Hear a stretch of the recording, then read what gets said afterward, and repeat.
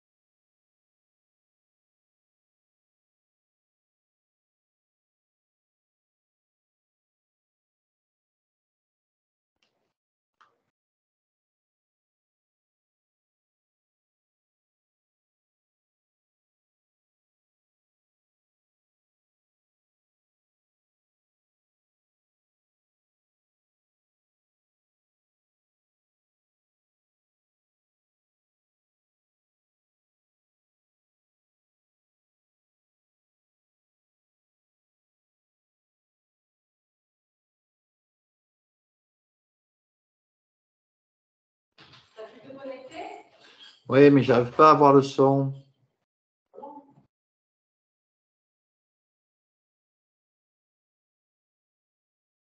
Alors, pour l'instant, il y avait personne qui parlait, donc c'était pas anormal de pas avoir le son.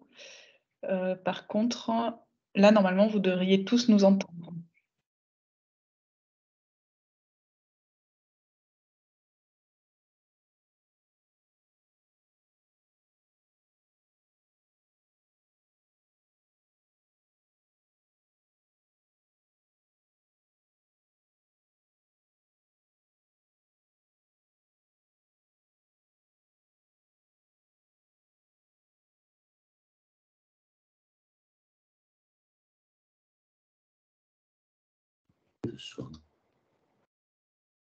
Je ne sais pas la réunion. Il ne faut surtout pas qu'ils t'entendent. Il ne faut surtout pas qu'ils t'entendent. Si tu ne dois poser des questions.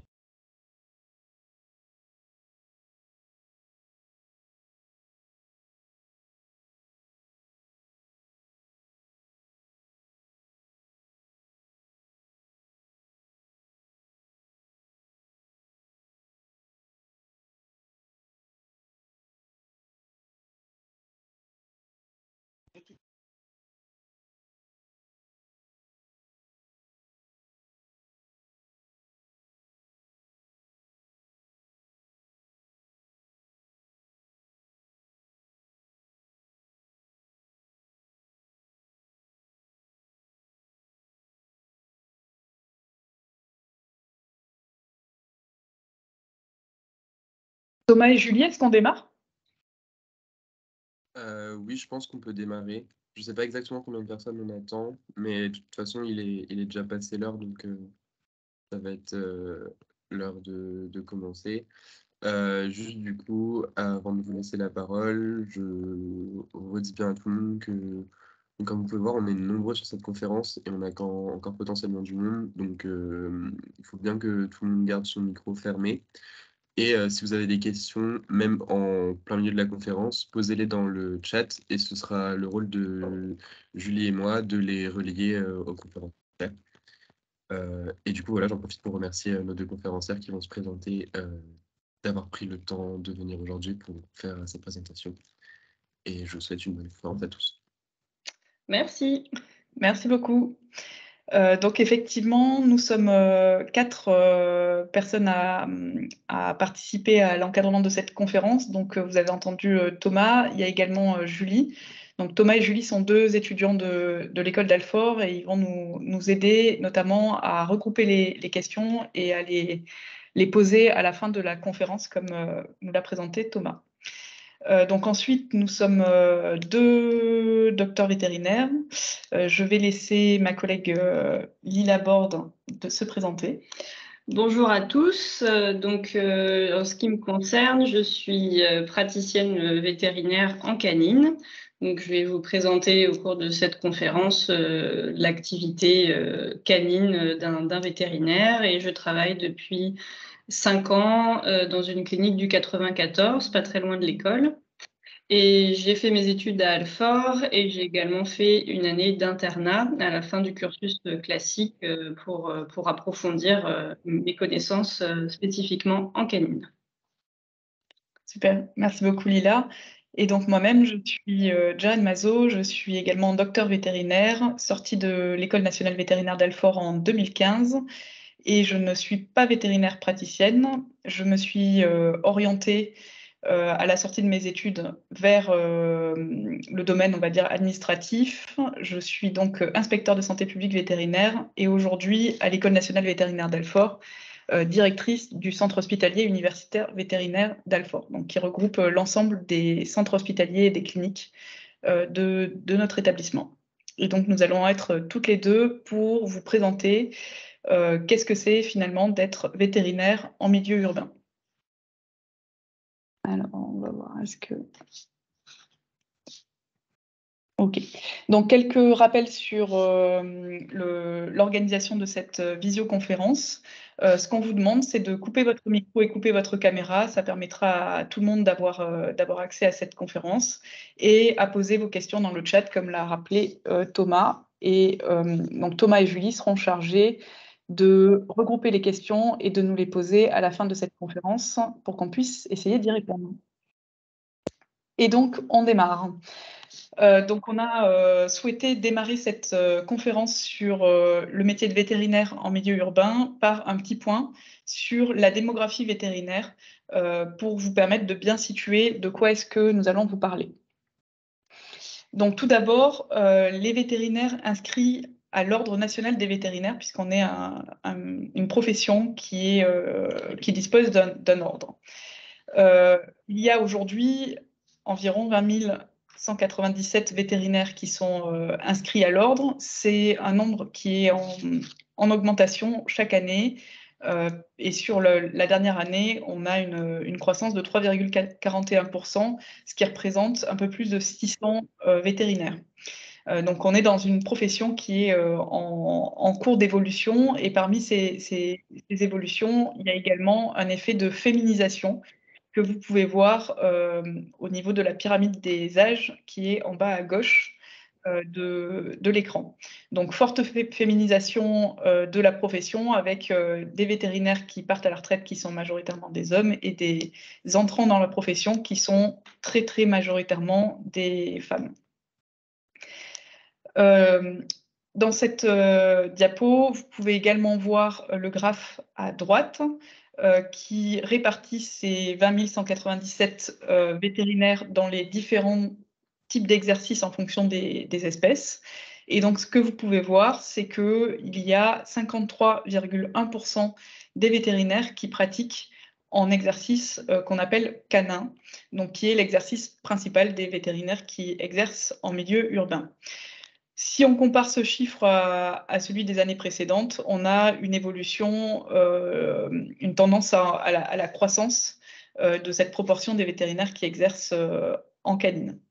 Donc, voilà, ce qu'il faut retenir de ce graphe-là, c'est que quand on aspire à devenir vétérinaire, on pense à devenir vétérinaire en faune sauvage, en nouveaux animaux de compagnie. Voilà, vous allez... Parmi les jeunes étudiants vétérinaires, il y a une très forte proportion de jeunes vétérinaires qui souhaitent s'orienter vers ce type de parcours, mais en réalité, l'exercice en canine est majoritaire après la sortie de l'école. Les vétérinaires qui veulent s'orienter sur cet exercice canin exercent dans différents types de structures vétérinaires. Et parmi eux, donc, il y a les cabinets vétérinaires qui sont plutôt des petites structures qui vont fonctionner plutôt en heure ouvrée, donc pas forcément la nuit et le week-end. et qui vont être équipés, qui sont de plus en plus équipés, mais qui disposent d'un équipement restreint par rapport aux autres types de structures d'exercice, comme les cliniques vétérinaires ou encore les centres hospitaliers vétérinaires. Les cliniques vétérinaires, 58,1%, sont aujourd'hui majoritaires parmi les structures d'exercice dans lesquelles exercent les vétérinaires qui exercent en canine.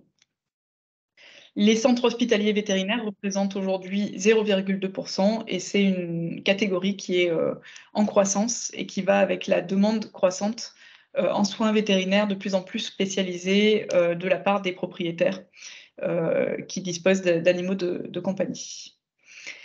Les vétérinaires exercent dans des structures d'exercice petites ou grandes. Donc, comme on peut le voir sur le graphe de droite, 35% des vétérinaires en canine exercent dans une structure où ils sont le seul vétérinaire en exercice. C'est un type d'exercice à 1 ou 2 vétérinaires qui est plutôt dans une tendance à diminuer. Et par contre, on a de plus en plus de structures qui disposent de 10 à plus de vétérinaires. Donc, par exemple, vous avez la catégorie 20 et plus qui est à 9%. Et entre l'année dernière et cette année, on a une croissance de plus de 2% de cette catégorie de structures vétérinaires à 20 et plus de vétérinaires.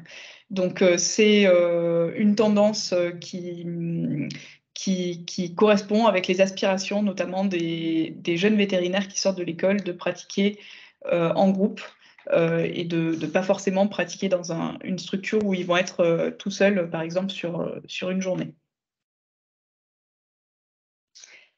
Il y a différents types d'exercices pour un vétérinaire. J'ai cité les 2 grands types que sont le salariat et le vétérinaire qui est libéral. Au niveau des vétérinaires libéraux, il y a encore différentes sous-catégories. Il y a des vétérinaires qui sont en exercice prédominant individuel, donc qui possèdent leur structure et ils ne sont pas associés avec d'autres vétérinaires. Il y a des vétérinaires libéraux qui sont dans un exercice prédominant associé, donc qui représentent 43,1%. C'est la plus grande part aujourd'hui des vétérinaires en exercice en canine. Et donc là, ce sont des vétérinaires qui se regroupent sous une forme d'association pour manager une structure d'exercice vétérinaire.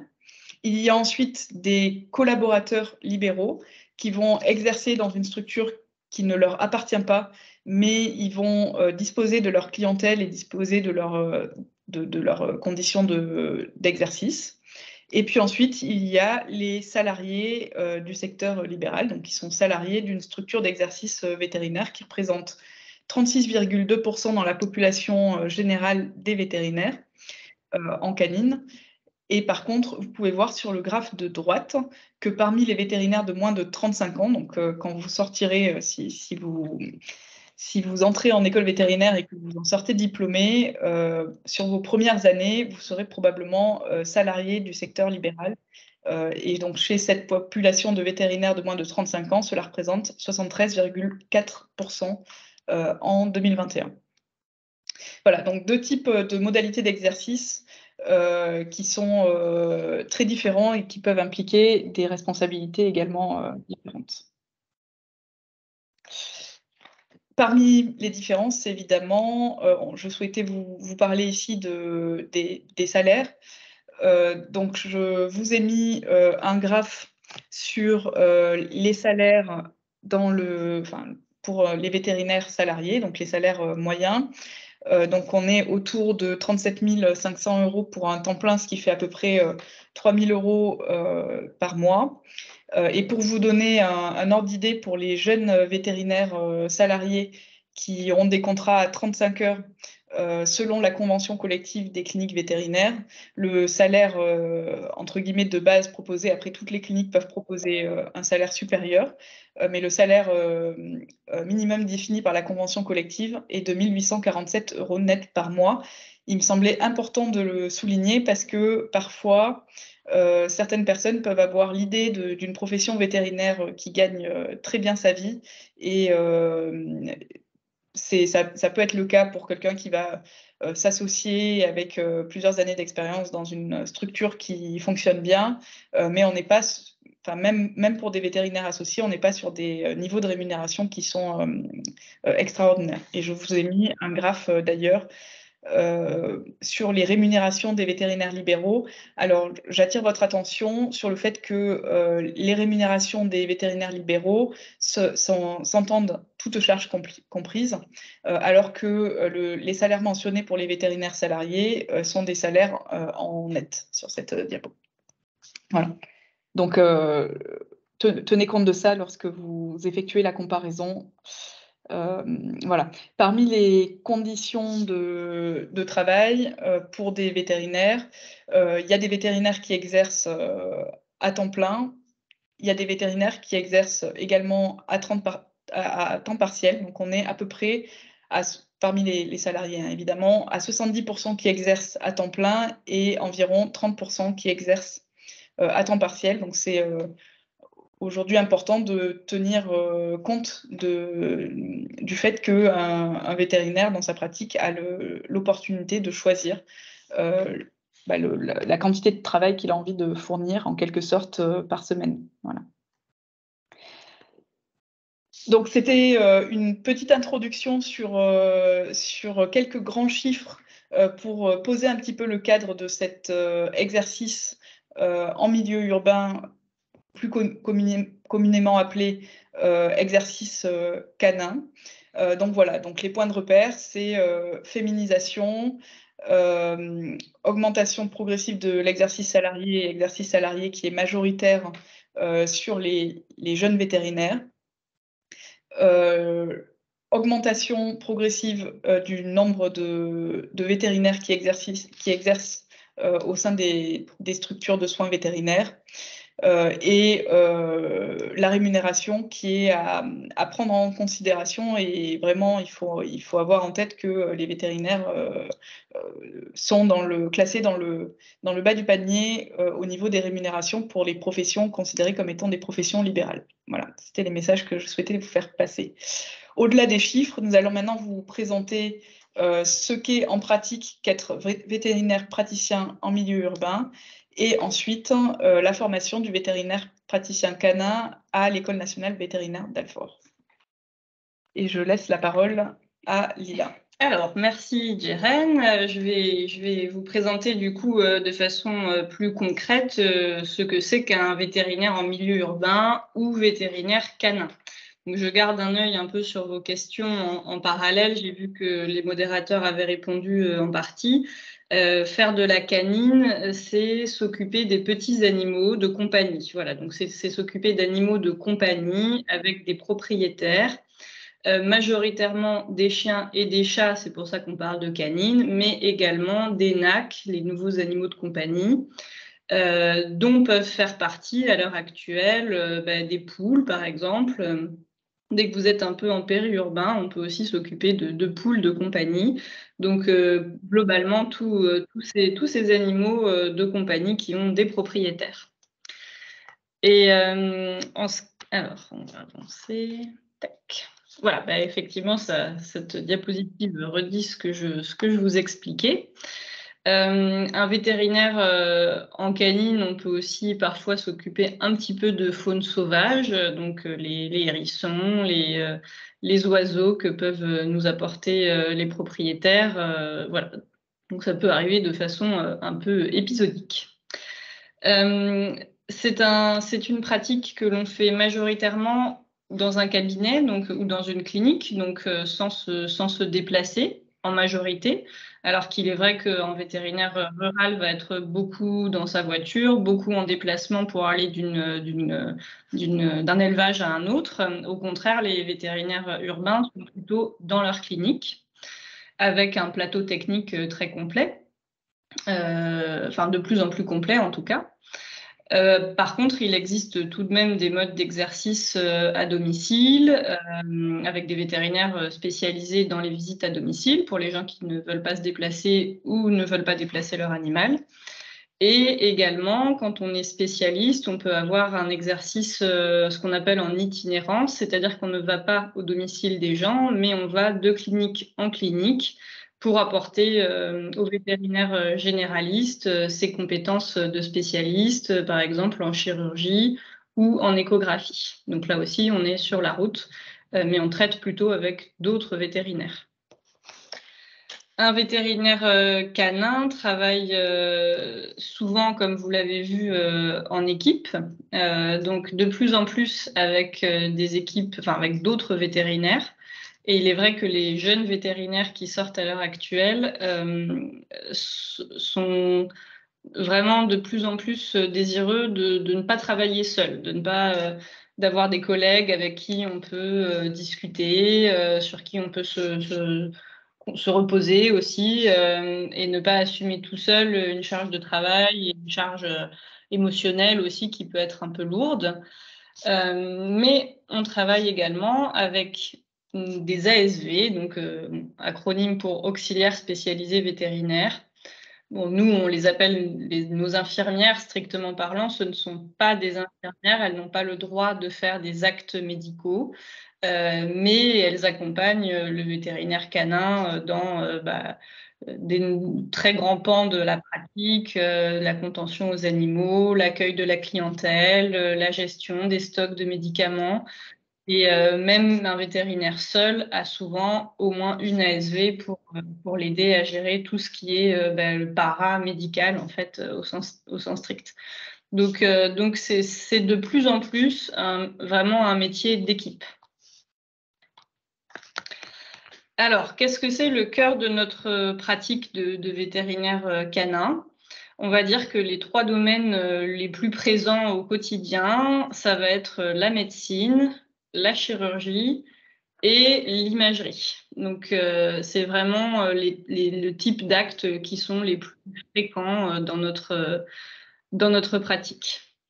Médecine, tout ce qui est la maladie strictement parlant, hein, la chirurgie avec une part non négligeable de ce qu'on appelle les chirurgies de convenance, c'est-à-dire les stérilisations, donc les stérilisations, castrations des chiens et des chats qui représentent quand même une part importante de l'activité. Et on y a ajouté l'imagerie parce qu'à l'heure actuelle, c'est de plus en plus indispensable à une pratique canine, que ce soit la radio ou l'échographie.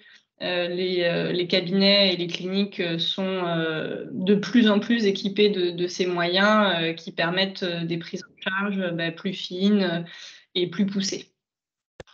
Mais vétérinaire canin généraliste, c'est en fait très large et c'est un des attraits du métier. C'est que on touche à tous les domaines de la médecine et de la santé des animaux de compagnie. Et donc, ça nous amène à explorer tous les domaines possibles, que ce soit de la cardiologie, de la dermatologie, de l'ophtalmologie. Vous êtes aussi des conseillers en nutrition, en comportement, en reproduction. On peut avoir dans la clientèle de nombreux éleveurs, donc tout ce qui est le travail d'accompagnement sanitaire d'un élevage de chiens ou de chats. Il y a également la gestion en cancérologie qui se fait de plus en plus, la physiothérapie, et puis tout l'accompagnement d'un nouveau propriétaire de chatons et de chiots. Voilà, donc c'est une pratique qui est très diverse et qui est assez satisfaisante dans cet aspect-là, parce qu'avec la diversification des plateaux techniques, on peut faire beaucoup de choses en clinique. Donc, on a souvent, vous faites une prise de sang, vous avez maintenant beaucoup de cliniques, beaucoup de cabinets, vous avez votre laboratoire et vous pouvez obtenir le résultat de votre analyse dans la demi-heure, avoir des réponses à donner aux propriétaires en biochimie, en numération de la formule sanguine. Et voilà, donc tout ça vous fait avancer vite dans votre diagnostic, et c'est souvent quelque chose que les propriétaires apprécient parce qu'ils le comparent à la médecine humaine. Et nous, on est vraiment presque des mini-hôpitaux, en fait, avec beaucoup de moyens d'examen complémentaires. Donc ça, c'était un petit peu l'aspect médical du métier de vétérinaire canin, mais il n'y a pas que du médical, et loin de là. Donc ça aussi, ça fait un aspect intéressant du métier, ça fait qu'il est très riche, mais c'est aussi, ça peut être en tout cas une contrainte, et en tout cas quelque chose qu'on n'envisage pas quand on rentre dans les études. En fait, être vétérinaire, c'est aussi pouvoir être à l'écoute du propriétaire, qui est l'intermédiaire avec l'animal, dont les attentes, dont la relation avec son animal peuvent ne pas être les mêmes que les vôtres, dont le budget doit être pris en compte, parce que la médecine vétérinaire, c'est pas la médecine humaine, elle n'est pas remboursée, donc il faut aussi prendre ce facteur-là en compte. C'est également être un manager d'équipe, puisque vous travaillez avec des collègues, vous travaillez avec des infirmières, et vous êtes également responsable de missions de santé publique. Alors pour les vétérinaires canins, c'est beaucoup moins lourd et beaucoup moins important que pour les vétérinaires ruraux, qui doivent gérer toutes les maladies du bétail, mais on a tout de même une vigilance, par exemple, sur la rage, surtout en ce moment. Donc voilà, vous devez être avoir plusieurs casquettes, être à la fois un bon médecin, mais également un chef d'entreprise, un chef d'équipe, et un bon psychologue parfois pour les clients, et pour décrypter leurs attentes et leurs besoins. Et ça, c'est pas simple, et on n'est pas forcément formé à ça. En tout cas, on ne l'était pas pendant longtemps. Maintenant, les écoles ont pris la mesure de l'importance de ce domaine, et Jeren vous parlera tout à l'heure de ce qu'on fait pour mieux préparer les vétérinaires à tous ces aspects du métier qui ne sont pas du médical strictement parlant. Alors, une journée type, pour vous mettre un petit peu dans l'ambiance, dans le bain de la journée d'un vétérinaire. Alors, très souvent, la matinée est dédiée aux chirurgies. Ça permet de surveiller le réveil des animaux au cours de la journée. Donc, du coup, parce qu'il y a une anesthésie. Et voilà, la chirurgie, c'est pas juste l'acte chirurgical. Il faut endormir l'animal, il faut faire l'opération, et ensuite, il faut le réveiller, il faut s'assurer que tout se passe bien. Donc, tout ça demande du temps. Donc, ça se planifie le matin pour avoir le temps de les surveiller. Ensuite, des consultations, hein, c'est la photo avec le petit chien sur la table que vous voyez. Donc, souvent, l'après-midi est consacré à toutes les consultations et les différents domaines, dans les différents domaines qu'on a vus, du vaccin au cancer, en passant par l'ophtalmologie ou le comportement. En général, il faut aussi prendre du temps pour des comptes rendus. Il faut aussi se mettre sur son ordinateur, taper un compte rendu à un propriétaire qui est venu vous voir, référer tel autre propriétaire à un spécialiste parce qu'il a besoin de compétences plus poussées dans tel autre domaine, appeler un laboratoire pour avoir un résultat d'analyse. Tout ça, c'est pas du médical non plus, mais ça prend du temps. Et puis, évidemment, il y a les véritables urgences. Donc, là, vous voyez cette photo assez impressionnante d'un chien cette radio d'un chien qui s'était enfoncé une barre de fer dans le cou. Et c'est vrai que ces urgences rythment également la journée. Et ça peut être stimulant parce que, voilà, vous êtes un peu... Vous occupez des choses comme elles arrivent. Parfois, on sauve une vie également. Hein. Enfin, on peut vraiment faire une différence dans la vie de l'animal.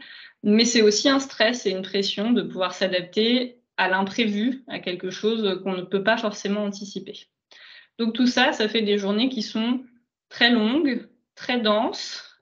On ne s'ennuie pas, mais voilà, c'est très intense. Donc ça, c'était l'aspect du généraliste, hein. C'est vraiment la très grande majorité des vétérinaires qui exercent en canine, chirurgie, médecine, imagerie. Et puis, vous avez également la possibilité de devenir spécialiste.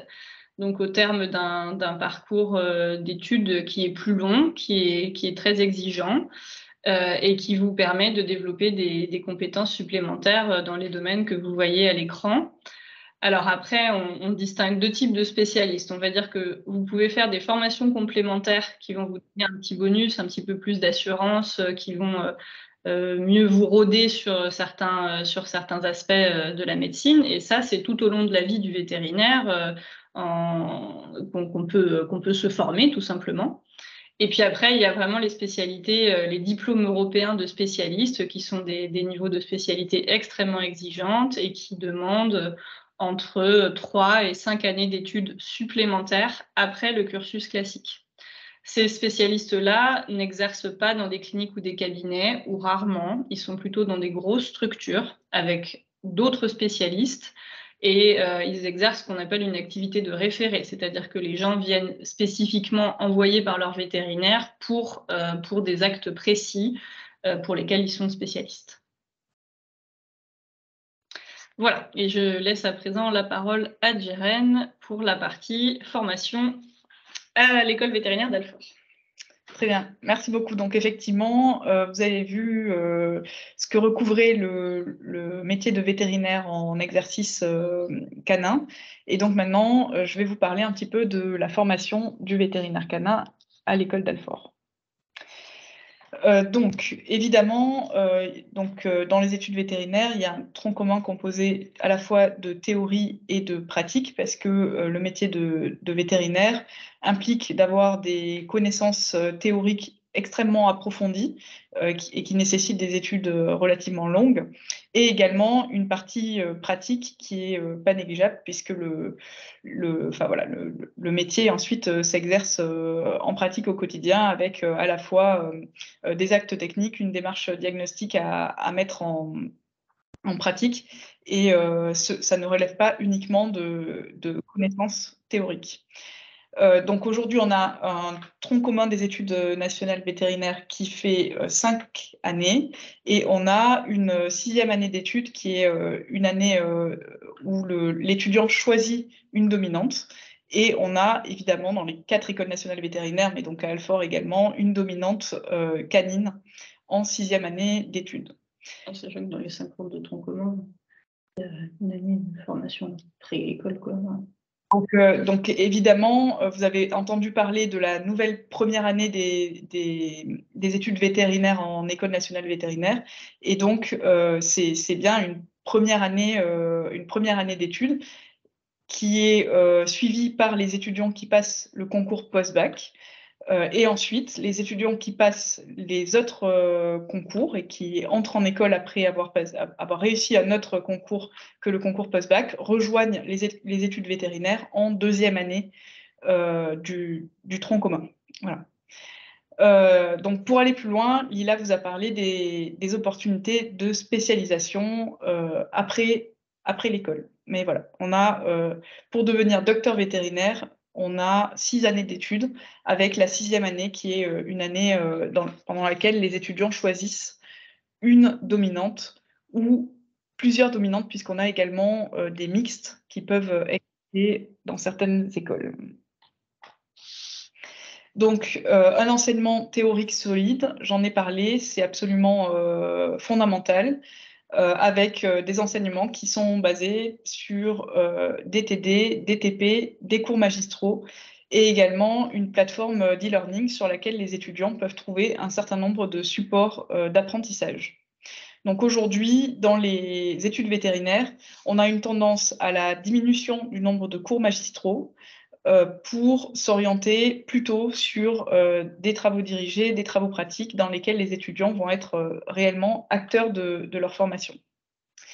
Donc tout ça, l'objectif, c'est l'acquisition de connaissances approfondies dans les sciences biologiques, pharmaceutiques et cliniques, mais pas que, puisqu'on a aussi, dès la 2e année des études vétérinaires, des aspects pratiques telles que des TP de contention dès la 2e année, la découverte du centre hospitalier universitaire vétérinaire d'Alfort, et puis des éléments sur l'apprentissage de gestes de secourisme canin et félin. Donc, au niveau de l'École nationale vétérinaire d'Alfort, on s'attache à ce qu'il y ait dès les premières années des enseignements pratiques qui viennent se superposer aux enseignements théoriques.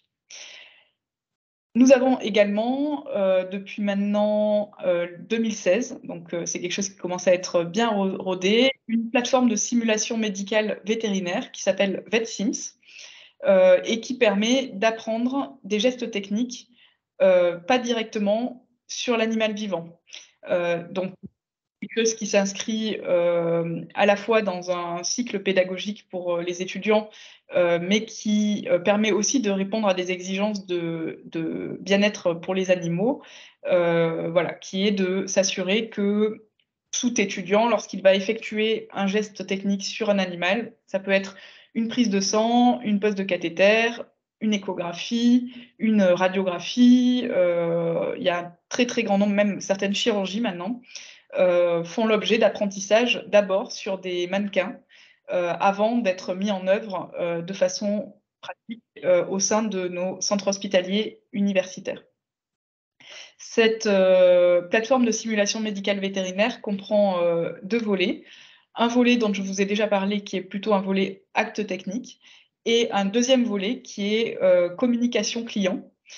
Puisque, donc Lila vous en a parlé, c'est un aspect qui est très important du métier de vétérinaire que de prendre en considération le propriétaire et sa relation avec son animal. C'est quelque chose qui peut être très difficile à gérer pour les vétérinaires, qui soient jeunes ou moins jeunes d'ailleurs, parce que c'est vraiment quelque chose qui est complexe et qui mêle des aspects forcément d'empathie vis-à-vis de l'animal, de relation entre le propriétaire et son animal, qui mêle également des aspects d'argent, puisque les soins vétérinaires ne sont pas gratuits, il n'y a pas la sécurité sociale. Et du coup, c'est forcément quelque chose de particulièrement complexe.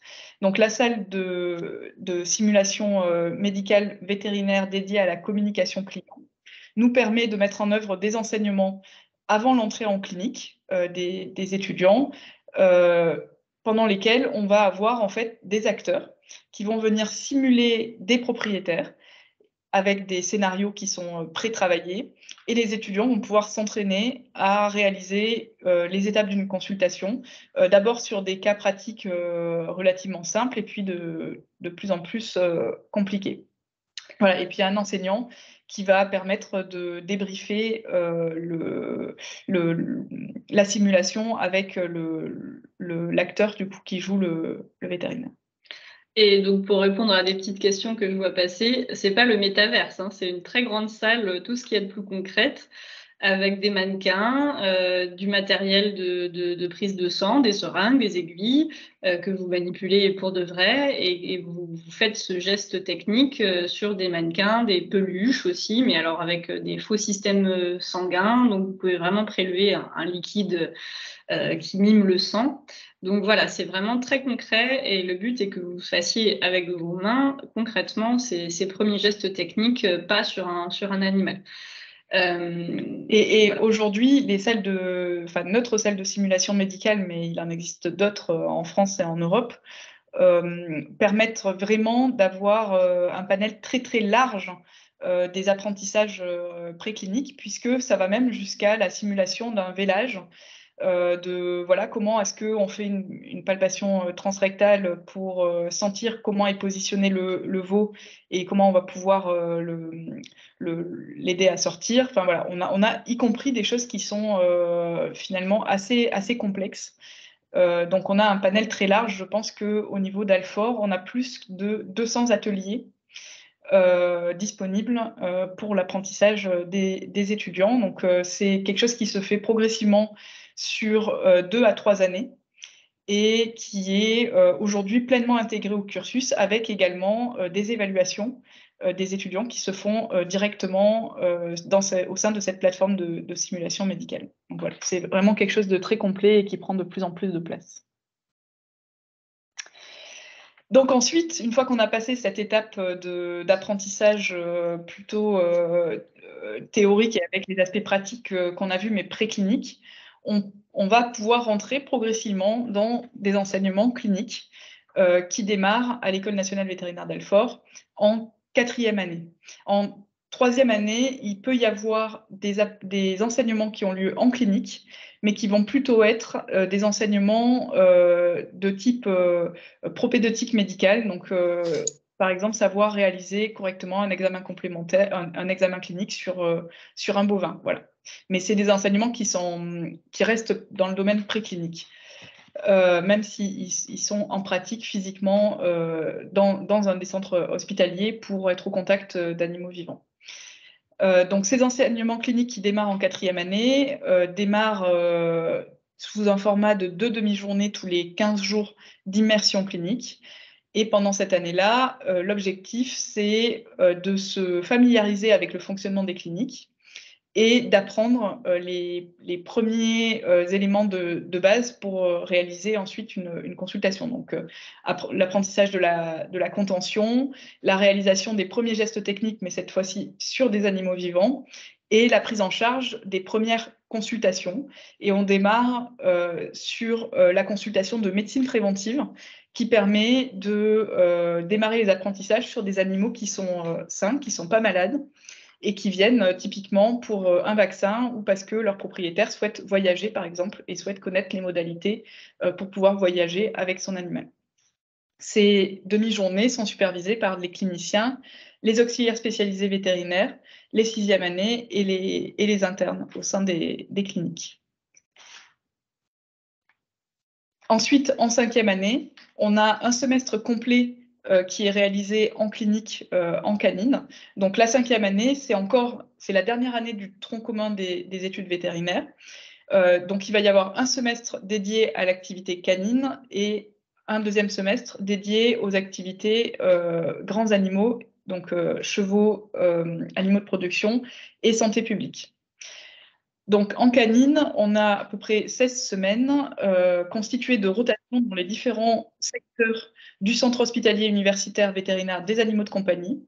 Et donc, j'en ai cité quelques-uns, voilà, anesthésie, chirurgie, médecine, hospitalisation, ophtalmologie, imagerie, etc. Donc, c'est l'occasion de faire un tour complet de la médecine vétérinaire et dans chaque secteur clinique, commencer à apprendre la démarche clinique et la démarche diagnostique.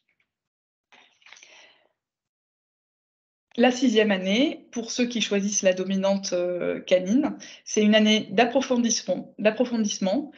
Donc, il y a 27 semaines qui sont réalisées au sein du centre hospitalier dédié aux animaux de compagnie. Je vous ai mis à peu près la répartition entre les semaines. Et là, c'est vraiment un tour complet des différentes spécialités en médecine canine. Voilà, donc urgence, soins intensifs, médecine, avec la médecine générale, la médecine interne, reproduction, chirurgie, imagerie, anesthésie et médecine spécialisée. Médecine spécialisée, ça va être cardiologie, neurologie, ophtalmologie, dermatologie, etc. Je vous ai mis une image depuis le 2e étage de l'hôpital vers les salles d'attente et de préconsultation du rez-de-chaussée, pour que vous puissiez matérialiser un petit peu les locaux. Alors, je fais juste une toute petite aparté pour dissiper plusieurs questions que j'ai vues passer. En fait, votre année, cette dernière année de spécialisation, elle vous permet de vous orienter vers un exercice d'approfondissement. Pardon. Ce n'est pas du tout, soyons clairs, ce n'est pas du tout une spécialisation, c'est un approfondissement et le diplôme de docteur vétérinaire qui est délivré à l'issue de la 6e année des études vétérinaires est bien un diplôme de vétérinaire généraliste. Voilà, et en fait, cette année d'approfondissement vous oriente vers une pratique préférée, dont vous pourriez penser que c'est celle vers laquelle vous voulez vous diriger, mais elle ne vous ferme en fait aucune porte. Et vous pouvez, avec votre diplôme, exercer sur toutes les espèces et réaliser tous les actes médicaux et chirurgicaux de la profession. Donc d'abord, ça veut dire que vous pouvez faire une part de canine peut-être un peu plus importante, mais aussi de la rurale. Vous pouvez tout à fait faire de la mixte, que ce soit en sortant de la canine ou en sortant de la rurale. Et puis, vous pouvez également faire une première partie de carrière dans un domaine, puis dans un autre. Ça ne vous ferme rien. C'est juste pour vous rendre un peu plus autonome dans un domaine en particulier, mais c'est effectivement un approfondissement et vous restez des généralistes qui peuvent pratiquer dans tous les domaines. Et pour répondre à une autre question, bien sûr, vous pouvez vous installer à la campagne pour faire de la canine. Il y a des animaux de compagnie partout en France. C'est juste que évidemment, il y a une concentration plus importante de clientèle dans les centres urbains et voilà. Donc c'est vrai que les canins sont beaucoup en urbain, mais il y a plein de cliniques à la campagne où il y a 1 ou 2 personnes qui font de la canine et puis 2 ou 3 personnes qui font de la rurale. Voilà. Et puis j'en profite également pour mentionner que je n'ai pas mentionné ici les nouveaux animaux de compagnie, mais il y a également des semaines passées au sein du service des nouveaux animaux de compagnie de l'hôpital des animaux de compagnie de l'école vétérinaire. Donc pour préciser, les nouveaux animaux de compagnie, ça va être par exemple les lapins, enfin voilà, on peut recevoir d'espèces, des furets, des rats parfois, des oiseaux, des reptiles comme des tortues. Parfois, on peut avoir quelques serpents, enfin voilà. Donc toutes les autres espèces qui rentrent dans la catégorie nouveaux animaux de compagnie, hors chiens et chats, ça fait aussi partie de l'activité du centre hospitalier universitaire vétérinaire dédié aux animaux de compagnie. Et les étudiants passent également du temps dans ce secteur-là, et ça fait partie du tronc commun. Et par ailleurs, toutes les 4 écoles vétérinaires forment à tout. Vous pouvez, les cursus sont les mêmes. L'école d'Alfort a un hôpital de canine qui est plus gros, de loin le plus gros des 4 écoles. Donc c'est vrai qu'il y a un pôle de canine qui est particulièrement complet, on va dire, à l'école d'Alfort, mais vous serez formé et compétent en sortant de n'importe quelle école sur n'importe quel domaine. Voilà. Très bien. Et donc oui, j'étais en train de parler du stage en clinique vétérinaire de 3 semaines. Donc sur cette dernière année, c'est quelque chose qui date de l'année dernière et qui a été rajouté. Et cette dernière année des études vétérinaires est également dédiée à la thèse de doctorat vétérinaire. Donc, en quoi cet exercice consiste-t-il? Chaque étudiant doit trouver son sujet. Donc, il y a vraiment c'est un choix individuel de chaque étudiant. Il est assez conseillé de commencer le plus tôt possible dans le cursus des études vétérinaires. On peut même trouver un sujet dès la 2e ou la 3e année, par exemple. Et puis, il va y avoir un travail personnel qui va être réalisé, encadré par un directeur de thèse qui est un enseignant de l'école vétérinaire. Et ensuite, à l'issue de ce travail personnel, il va y avoir la rédaction d'un manuel de thèse et une soutenance orale de la thèse de doctorat, qui est un peu le point final des études vétérinaires. À l'école d'Alfort, il y a également possibilité de personnaliser son parcours tout au long du cursus par différents moyens. Il est possible de participer à des congrès vétérinaires, tels que ceux proposés par l'AVVAC, par exemple. L'AVVAC, c'est une association de la profession vétérinaire dédiée à la formation continue des vétérinaires praticiens canins et qui organise un certain nombre de formations et d'événements chaque année. Les congrès vétérinaires permettent d'assister à des formations complémentaires, mais aussi et surtout pour les étudiants, d'être au contact de vétérinaires qui sont déjà diplômés, et c'est vraiment des moments très riches. Il y a également ce qu'on appelle des unités d'enseignement libres, donc par exemple autour de l'éducation du chien ou d'autres thématiques. Il y a évidemment chaque année des stages à réaliser avec une vraie possibilité de choisir les domaines dans lesquels on souhaite réaliser des stages, même si certaines thématiques, certaines années sont obligatoires et fixées pour tous les étudiants. Nous avons également au niveau de l'école vétérinaire d'Alfort un centre hospitalier universitaire dédié à la faune sauvage. Et donc là, il y a possibilité, dès les premières années d'études, d'aller sous un format de bénévolat au sein de ce centre hospitalier universitaire. Et ça permet d'être très tôt au contact avec les animaux, d'apprendre à faire des examens cliniques sur les espèces les plus fréquentes, par exemple oiseaux et hérissons, par exemple, qui sont très fréquents dans ce centre hospitalier universitaire. Il y a également la possibilité de réaliser des rotations libres additionnelles, et j'ai déjà parlé du choix de la thèse qui est assez crucial. Ensuite, il y a des possibilités de se spécialiser, sachant que la spécialisation démarre par une année d'internat qui se réalise après les études vétérinaires, après avoir été diplômé. L'internat au sein des écoles nationales vétérinaires, c'est une année d'approfondissement généraliste où l'interne va passer des semaines dans les différents services de l'hôpital pour approfondir encore ses connaissances et ses compétences. À l'issue de cette année d'internat, les internes diplômés peuvent soit choisir de repartir vers un exercice généraliste avec un bagage un peu plus consolidé qu'un jeune vétérinaire qui n'a pas fait d'année d'internat. Donc c'est le cas de Lila qui a effectué une année d'internat au sein de l'École nationale vétérinaire d'Alfort. Et puis, à l'issue de cette année d'internat, il y a également des internes qui choisissent de poursuivre vers une spécialisation.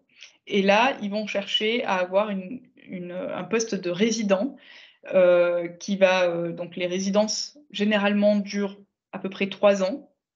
Et donc là, ils vont être salariés d'une structure qui peut être publique ou privée. On a un certain nombre de résidents au sein de l'École nationale vétérinaire d'Alfort.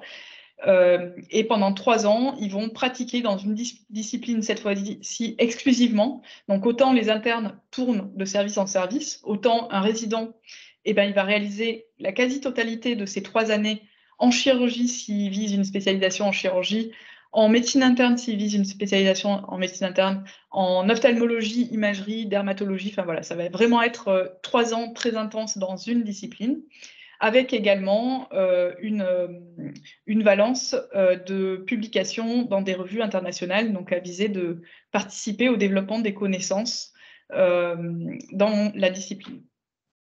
Voilà. Et au niveau de l'École nationale vétérinaire d'Alfort, et c'est aussi le cas dans les 4 écoles, nous avons de nombreux spécialistes qui peuvent encadrer les internes et les résidents. Et après, Lila, vous en avez parlé également, il y a la formation tout au long de la vie parce que les connaissances vétérinaires évoluent rapidement. Et du coup, il est absolument fondamental pour un vétérinaire de continuer à participer à des congrès professionnels, à participer à des formations pour maintenir son niveau, enfin maintenir et développer, parce que c'est aussi quelque chose d'intéressant dans une carrière pour un vétérinaire, développer ses compétences tout au long de sa carrière. Voilà. Et on a des vétérinaires qui peuvent avoir une activité un peu plus poussée en chirurgie, un peu plus poussée en échographie ou dans d'autres domaines qui pour autant ne sont pas spécialisés, mais qui au sein d'une structure d'exercice où il va y avoir peut-être 4 ou 5 vétérinaires, certains vétérinaires peuvent avoir une compétence un peu plus poussée dans un domaine particulier. Et c'est ça aussi qui rend particulièrement intéressant ce métier de vétérinaire en canine. Alors, du coup, je vais me permettre de conclure. Je voudrais juste ajouter 2-3 points. Au cours de la formation, il y a une période obligatoire à l'étranger qui doit être d'au moins 4 semaines. Donc qui peut se faire sous la forme d'un stage dans n'importe quel domaine, dans n'importe quel pays, mais qui peut également être un Erasmus et à ce moment-là concerner un semestre entier. Moi personnellement, j'ai fait un Erasmus en Finlande, à Helsinki, en canine, en rural, pardon. J'avais passé mon Erasmus, ma 5e année où on a un semestre de canine et un semestre de rural.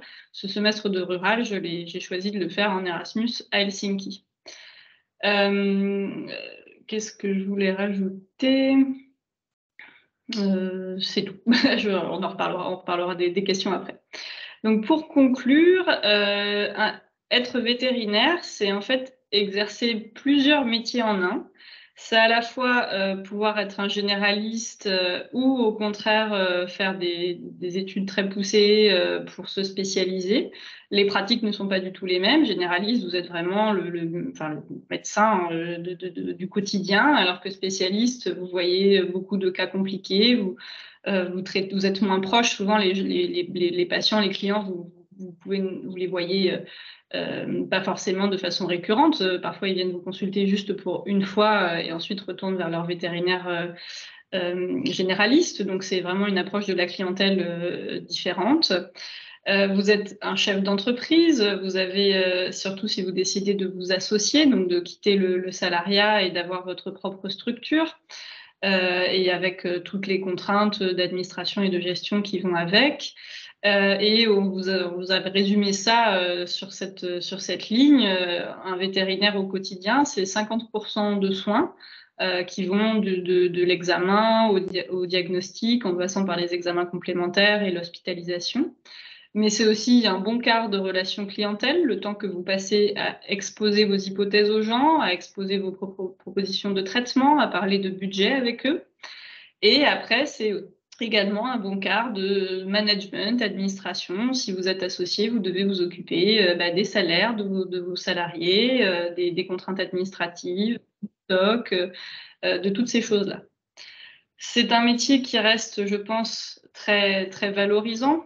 C'est un métier qui a du sens et c'est un métier concret en plus. C'est un métier où vous voyez le fruit de vos efforts en direct. Et ça, c'est vrai qu'il y a plus tant de métiers que ça, surtout quand on fait des études supérieures, je trouve, qui vous offrent cette possibilité. Vous avez un rôle social auprès de gens qui vous confient un animal qui a beaucoup de sens pour eux.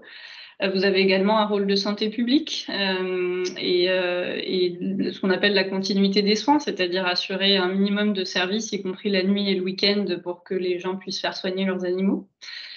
Cependant, c'est aussi un métier qui est lourd de contraintes. La relation avec la clientèle est une source fréquente de souffrance pour les jeunes vétérinaires et je n'utilise pas le mot à la légère. Il y a beaucoup de jeunes vétérinaires qui arrêtent dans les premières années d'exercice, un pourcentage qui est non négligeable. Et entre autres parce que à cause de la pression de la relation clientèle en fait, et notamment des questions d'argent. On est souvent un peu idéaliste quand on est vétérinaire, on veut vraiment le bien de l'animal. Tout le monde ne voit pas les choses comme vous, malheureusement. Et ça, il faut savoir l'accepter et également le respecter. Les questions de budget des gens sont essentielles et parfois, ça peut être dur à comprendre et à accepter. Par ailleurs, c'est un métier où les journées sont très longues, très intenses, et vous ne pouvez pas partir en disant je finirai demain parce que c'est pas possible en fait. Quand les animaux sont là, les soins doivent être faits. Donc vous terminez tard, vous avez souvent des choses des journées très riches en émotions, et notamment en émotions. Vous devez accompagner des fins de vie, vous devez constater parfois des maltraitances, des choses qui peuvent être difficiles à vivre et ça, il faut aussi apprendre à le gérer et à s'en détacher si on veut durer dans cette profession. Enfin, c'est un métier spécifiquement vétérinaire canin qui évolue. On va vers de plus en plus de technicité. Donc, on a des examens complémentaires de plus en plus poussés avec des plateformes techniques. Moi, dans la clinique où j'exerce, on est 5 vétérinaires. On a un échographe, un endoscope, une radio numérique, plusieurs machines de laboratoire, plusieurs laboratoires pour les analyses sanguines. On a deux blocs chirurgicaux. Voilà, donc on a des plateaux qui sont de plus en plus techniques et qui nous font faire de plus en plus de choses. Mais on a aussi une clientèle qui est de plus en plus exigeante. L'animal de compagnie, à l'heure actuelle, prend une place énorme dans la vie des gens, en tout cas en exercice urbain. C'est vrai que la clientèle urbaine et la clientèle rurale ne sont pas tout à fait les mêmes, mais en urbain, on a des animaux de compagnie qui sont parfois l'enfant des gens. C'est vraiment une réalité et donc ça vous met aussi une pression et des responsabilités supplémentaires parce que les gens sont prêts à l'heure actuelle à mettre beaucoup d'argent dans leur animal de compagnie. et à faire énormément de choses, mais ils ont aussi besoin que vous soyez quelque part à la hauteur de ces attentes et de ces exigences. Donc ça crée une pression importante et c'est aussi pour ça que les jeunes vétérinaires apprécient, voire exigent entre guillemets de plus en plus de travailler en groupe. Parce que gérer tout seul cette pression, ça peut vraiment être difficile. Alors que quand on est plusieurs, bon, d'abord, on peut avoir chacun son domaine où on est un peu plus compétent. Donc, on peut se dire, bah voilà, je voudrais faire ma collègue va vous faire l'échographie et puis moi, je m'occuperai de la chirurgie. Donc, on n'est pas obligé d'être super bon en tout. On peut se répartir un peu le panel des compétences.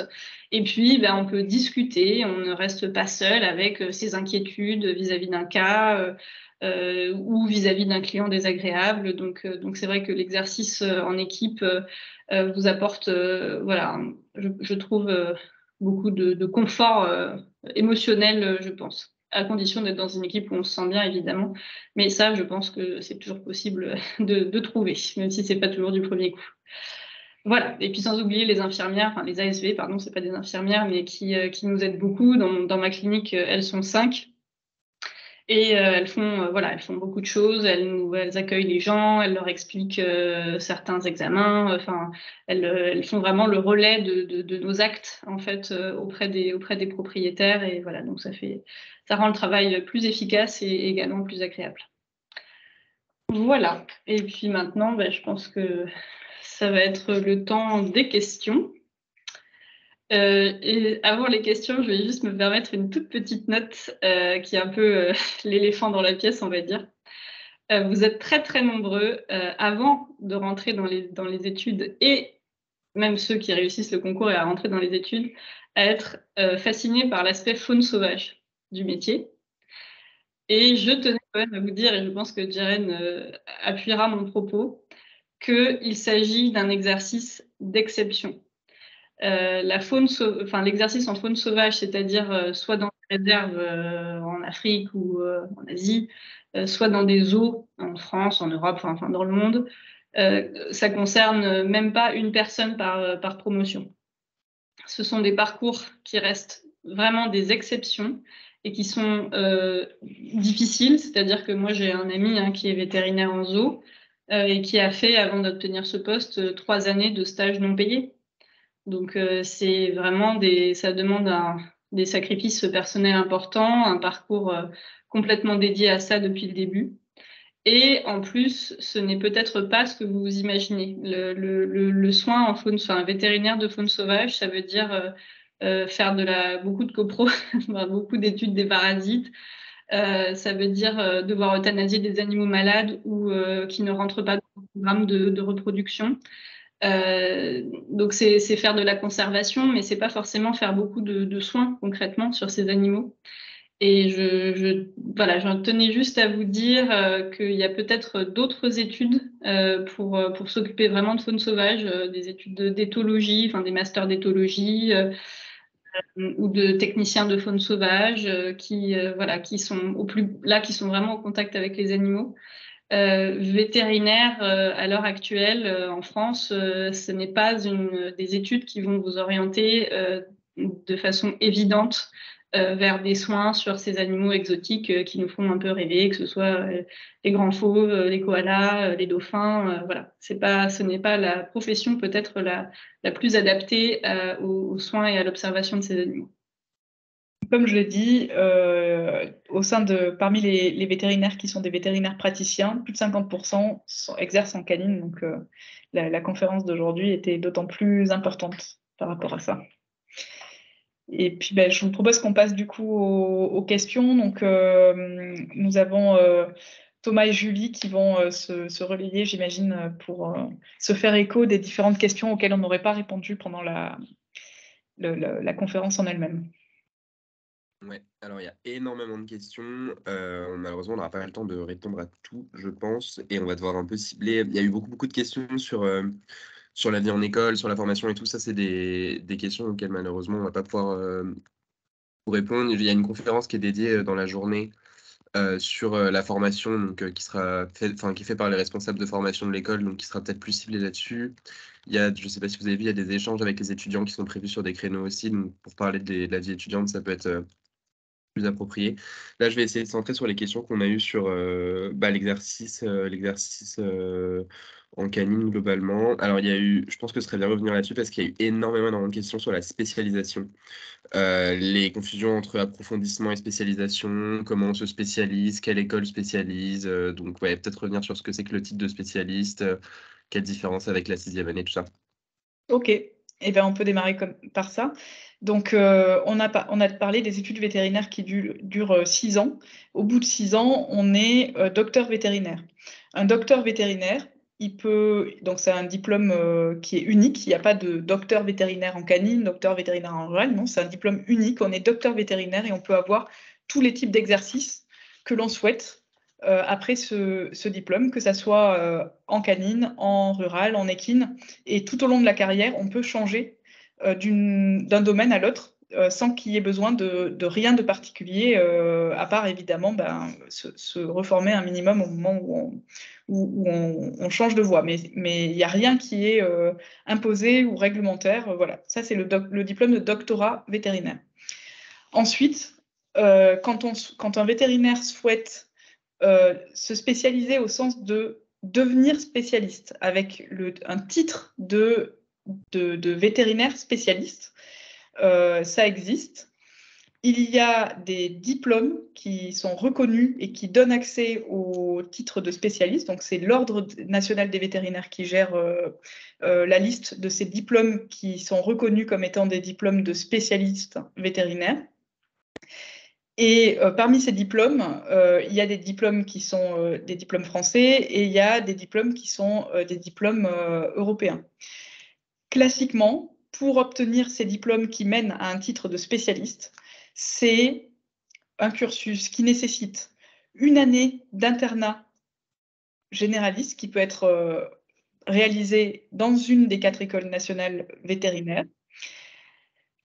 Et ensuite, encore après cette année d'internat, il faut compter minimum 3 ans, mais pour être plus réaliste, on va dire 3 à 5 ans de cursus de spécialisation où le docteur vétérinaire est salarié d'une structure, donc il a un salaire. Alors après, les niveaux de salaire ne sont pas très élevés, mais il a un salaire et il exerce uniquement dans une seule spécialité, celle dans laquelle il souhaite se spécialiser. Il va être encadré par un ou des spécialistes qui sont, eux, déjà spécialistes dans cette discipline.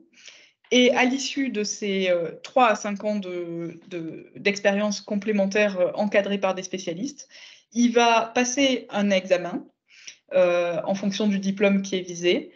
Et s'il obtient le diplôme, il pourra se faire reconnaître comme spécialiste. Donc là, vous avez voilà, les deux, le vétérinaire généraliste qui dispose du diplôme de docteur vétérinaire et le spécialiste qui dispose d'un diplôme qui lui donne accès au titre de spécialiste.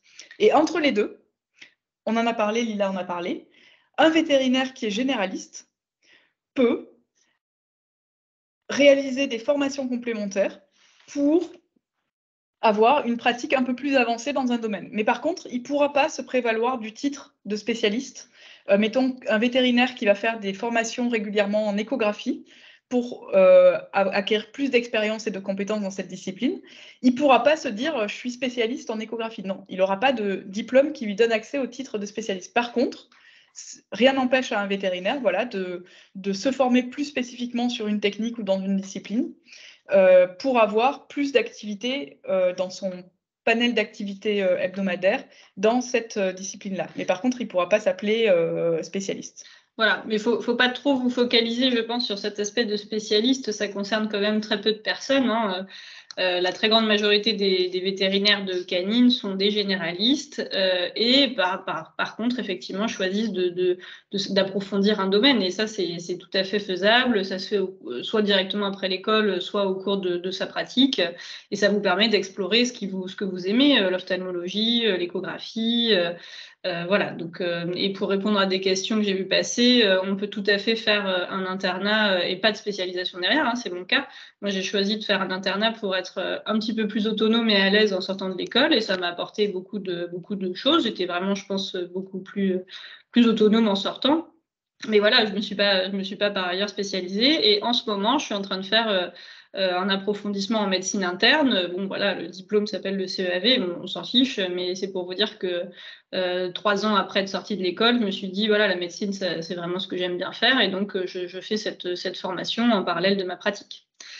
Voilà. Et peut-être pour répondre à une autre question que j'avais vu passer, le fait de faire une année supplémentaire d'internat, oui, ça permet d'être plus autonome et plus à l'aise dans certains actes techniques, par exemple sur les castrations ou ovarectomies de lapins, où clairement un docteur vétérinaire qui sort après sa 6e année sera probablement pas autonome sur ce type de chirurgie.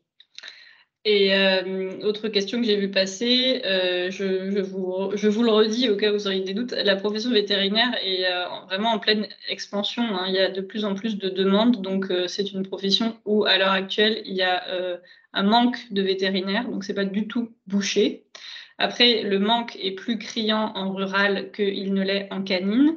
Cependant, la demande d'actes augmente plus vite en canine qu'en rural.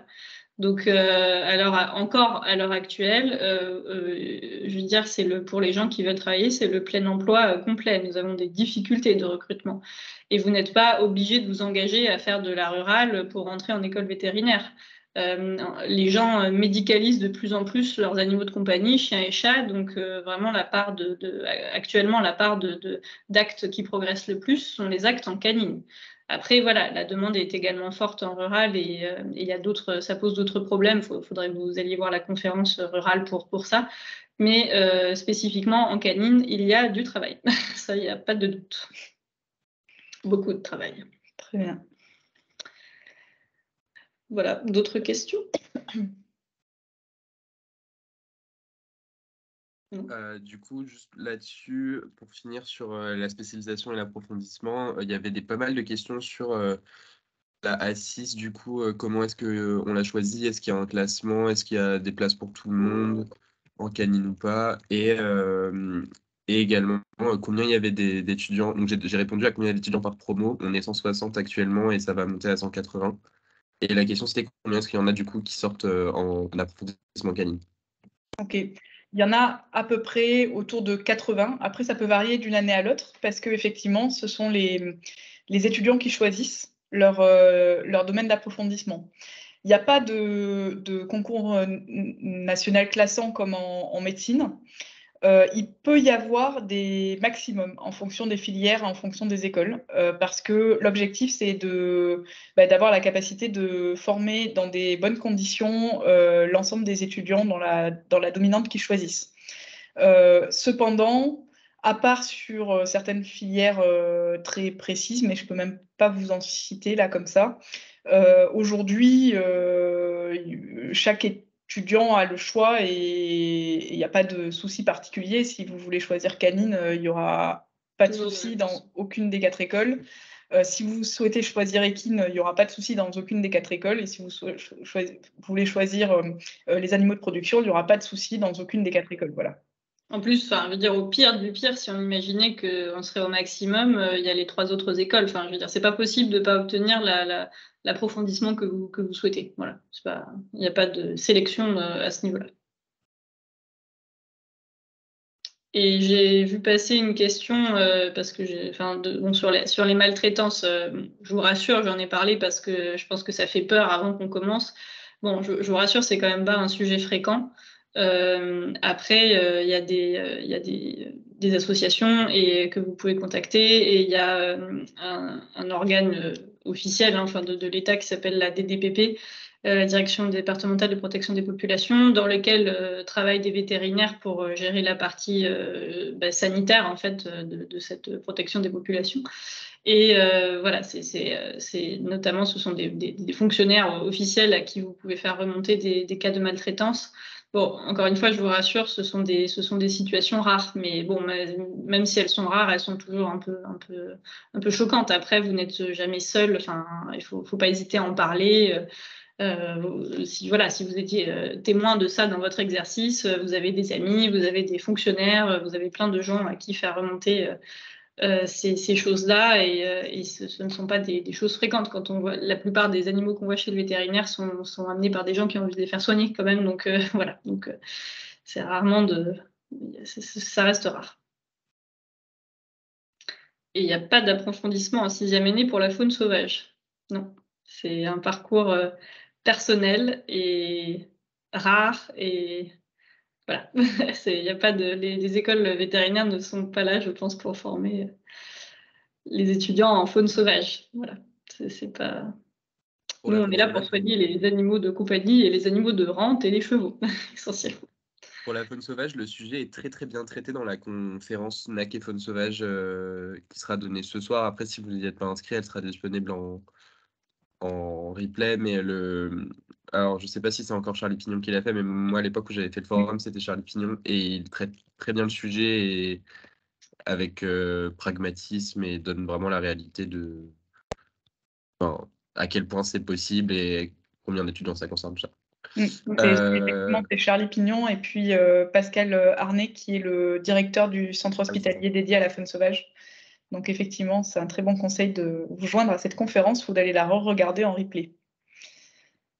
Du coup, les face-à-face, c'est en distanciel, vu que je vois la question. Et je pense que ça aurait été bien de revenir. J'ai eu beaucoup de questions sur un peu la répartition, le manque de vétérinaires entre le rural et le canin. Est-ce qu'on trouve du travail quand on sort en canine enfin, un peu démystifier toutes les questions de pourquoi est-ce qu'il manque des vétérinaires, pourquoi est-ce que le concours est aussi dur, est-ce que voilà. Alors, Je pense que ça peut être un sujet qui intéresse, qu'on a eu pas mal de questions là-dessus.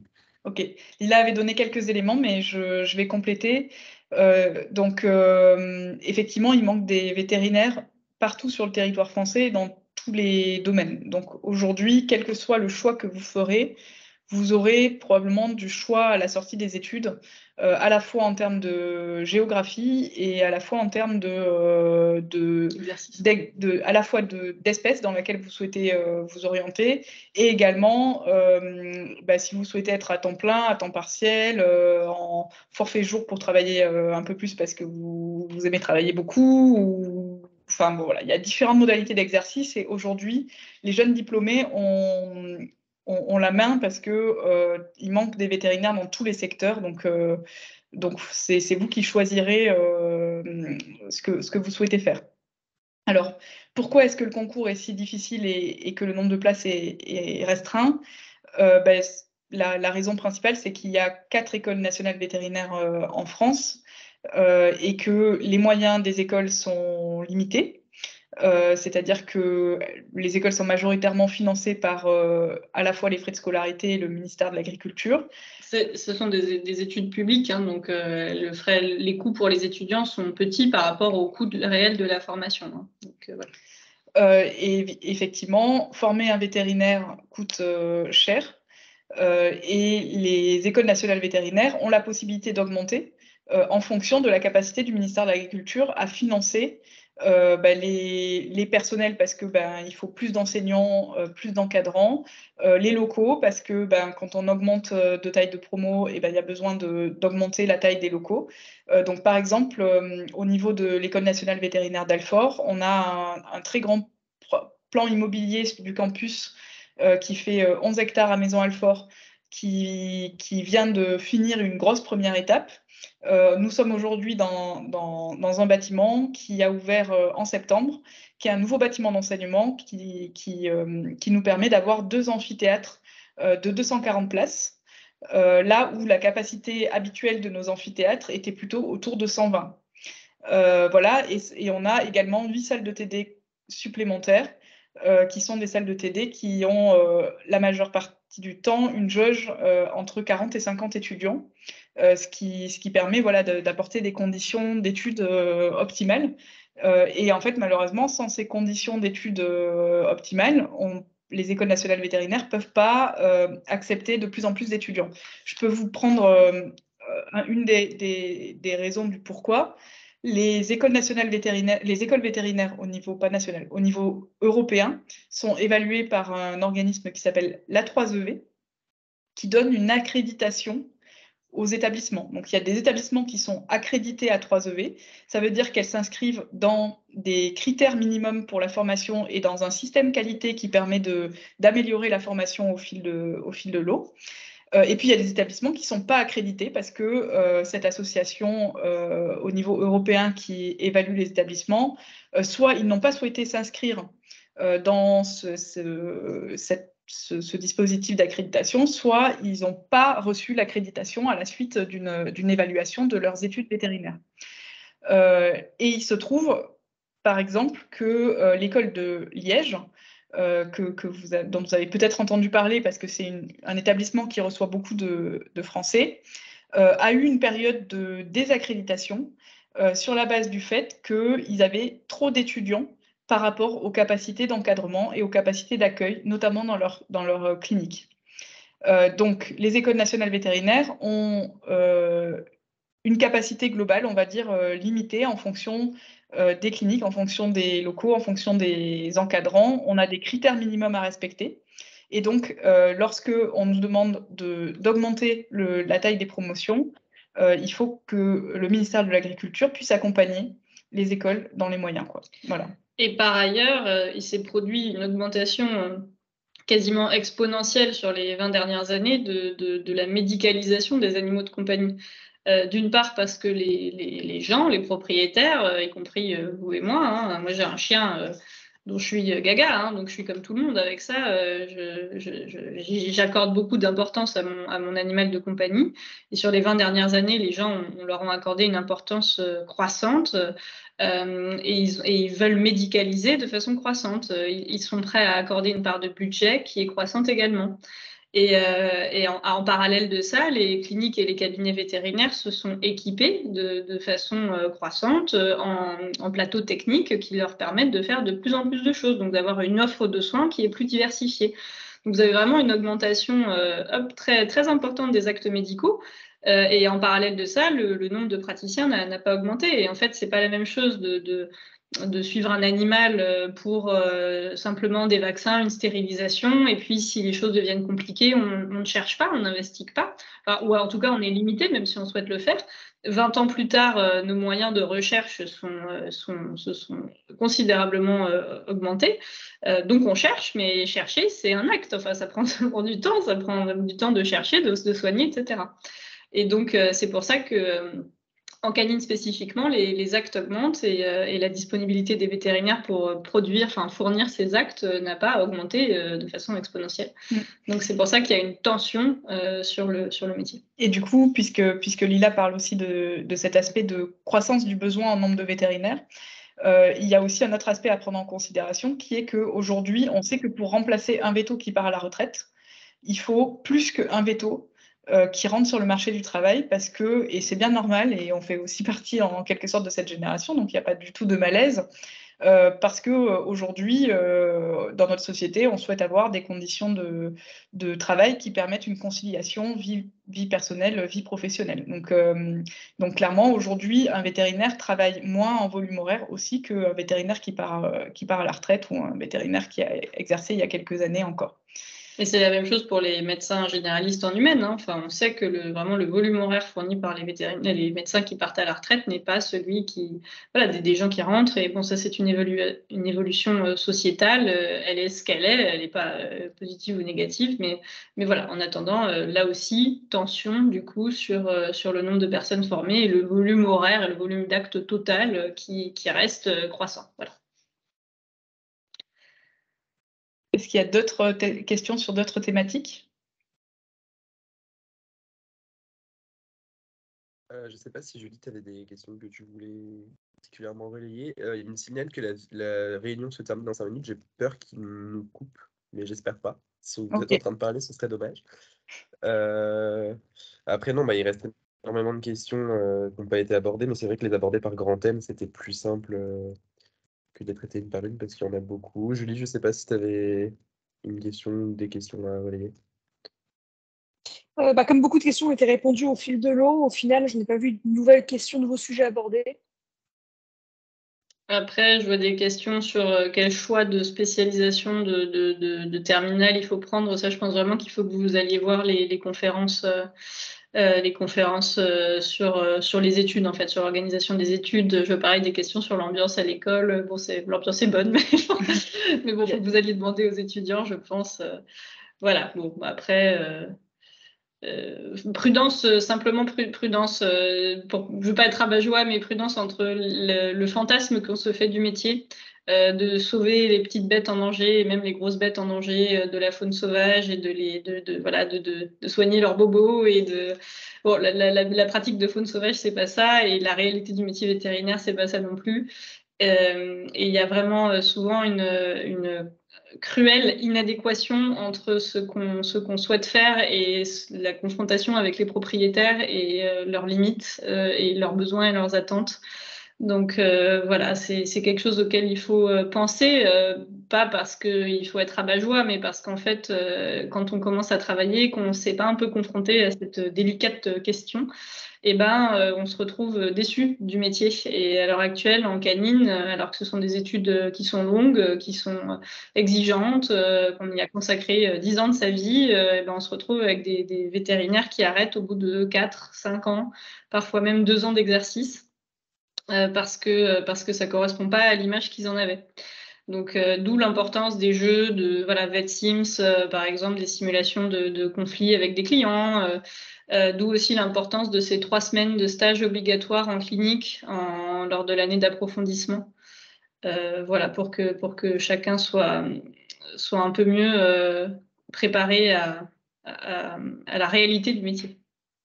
Je ne sais pas si c'est coupé, non? Non, mais du coup, on me signale qu'il n'y a pas de coupure automatique.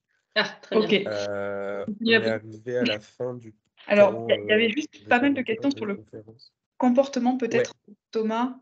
L'éthologie. Oui, très rapidement, la spécialisation en comportement des animaux de compagnie, elle existe au même titre qu'il y a des spécialisations en ophtalmologie, dermatologie, cardiologie, neurologie. Voilà, donc c'est une spécialisation parmi d'autres. Voilà.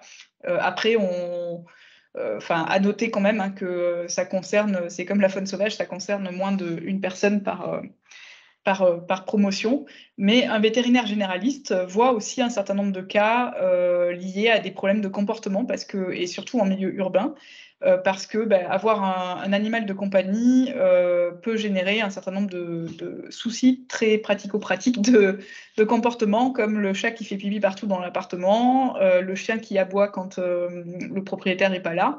Et donc, le vétérinaire généraliste a une capacité de recevoir ses propriétaires qui ont ce type de soucis en première ligne et peut, comme pour toutes les autres spécialités, référer à des spécialistes quand il considère qu'il n'est pas en capacité d'aider le propriétaire à résoudre le souci. Mais en comportement, quand vous exercez en canine et que vous faites du comportement, vous allez répondre à des questions très pratico-pratiques du chat qui fait pipi partout et du chien qui aboie. Hein. C'est pas cette spécialité-là ne va pas vous orienter en priorité vers l'étude des animaux sauvages dans leur milieu. C'est vraiment un comportement